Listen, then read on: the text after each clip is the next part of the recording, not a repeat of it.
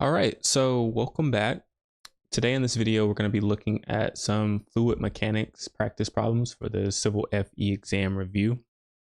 And for the first section that we'll be covering in fluid mechanics is going to be flow measurement. So let's go ahead, dive into the practice problems. Some important things to note as you're doing these type of practice problems is units are very key and they can be very tedious. So as we're going through, you'll notice I'll be making sure our units make sense, canceling certain units off, and making sure we get the proper unit so that we can get the right answer that we need. All right. So number 1 says, what is the specific gravity of a fluid that has a density of 1,000 kilograms per meter cubed and a specific weight of 9.81 kilonewtons per meter cubed? Okay, so what information are we given? We're given the density of the fluid. We're also given the specific weight of the fluid. Okay, what are we trying to find? We're trying to find the specific gravity of the fluid. Okay. All right, so what formulas do we need?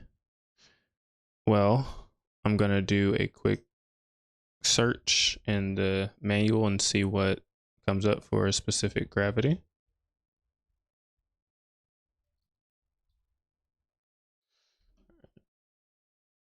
So 13 different things come up. So I first come into the fluid mechanics section. That's a good sign because that's what we're currently doing. All right, so it says SG is equal to the density or the unit weight over the unit weight of water, which is equal to the density over the density of water. Okay, so if we know that we're going to be using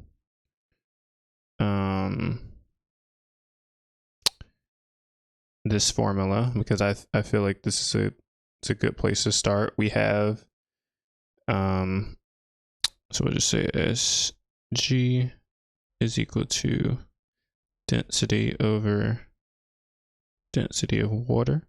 So we have the density of the fluid, and I'll just say fluid. What is the density of water? Well, it gives us the density of water here, 1,000 kilograms per meter cubed.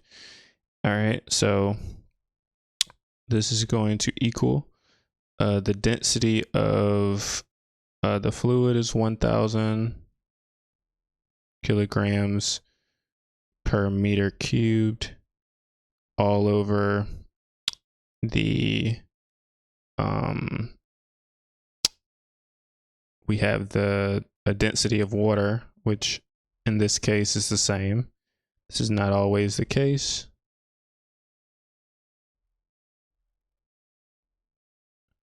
All right, and what do we get? Well, everything just cancels out to equal 1. So our answer is B. We could have done the same thing using the specific weight. Ironically, the specific weight, it was the same for water, so either way it would have canceled out if you wanted to use this particular version of the equation. All right, let's look at number 2.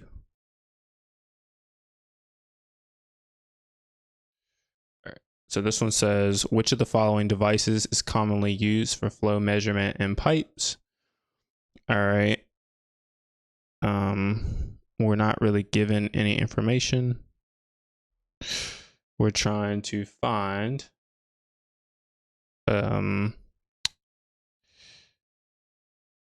device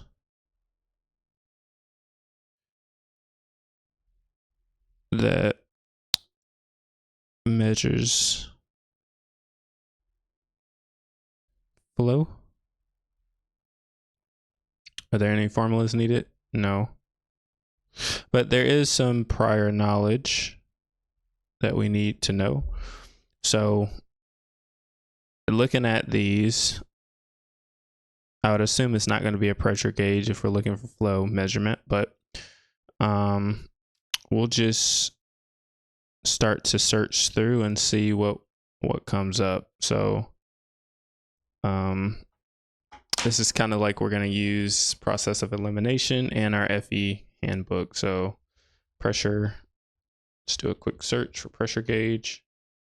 No results even come up for that. So I'm assuming for a pressure gauge, it measures pressure. So I'm going to go ahead and automatically just get rid of A. All right, be a manometer.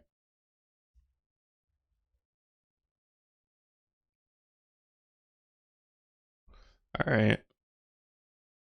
So I'm looking at manometer. What is it under? Okay, the pressure field in a static fluid. And then it shows manometers, and it looks like you're trying to calculate pressures within the manometer for a fluid. So this is again not flow measurement. What about a Venturi meter?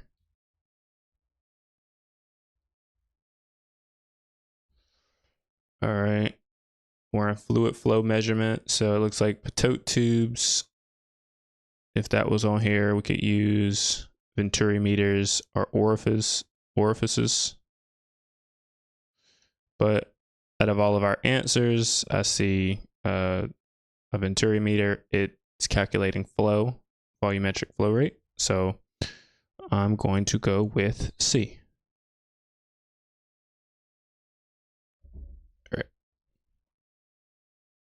Once you get your answer, go ahead and move on. Time, you want to make sure that time is in fact on your side. All right. So, all right. Number 3. This one says convert a flow rate of 10 liters per minute to cubic meters per second. Okay, so what are we given? We're given a flow rate of 10 liters per minute. We want to find it in meters cubed per second. That's what we want our units to be in. Are there any formulas that we need? Well, I'm just looking at this and I know how to convert, minutes to seconds, but I don't know how to convert liters to cubic meters. So I'm going to go to my unit conversion section. And if you don't know where that is, your handbook, it does have bookmarks where you can select the particular one that you want. And so you scroll to the top, you click unit conversions, units and conversion factors. And then from there, this is typically at the beginning of the book. So something to note. Okay. And we want to go from liters. Let's just look at our liters and see if there's a conversion for meters cubed. So I see one that is here. All right. So we now have all the information that we need to be able to go ahead and convert this. So I'll just do 10 liters per minute. And then we'll say, okay, how many minutes, how many seconds are in a minute to get those units to cancel. So 1 minute equals 60 seconds. All right, now we got our units in liters per second, right? And so now we want to convert 1 liter into 1 times 10 to the negative 3 meters cubed, right? All right, so now we should have our answer in meters cubed per liter. I'm at meters cubed per second, sorry. And from there, I get 1.66 times 10 to the negative 3 meters cubed per second. And that is going to be A. All right, this concludes this section of fluid mechanics. In the next section, we'll be going through fluid properties.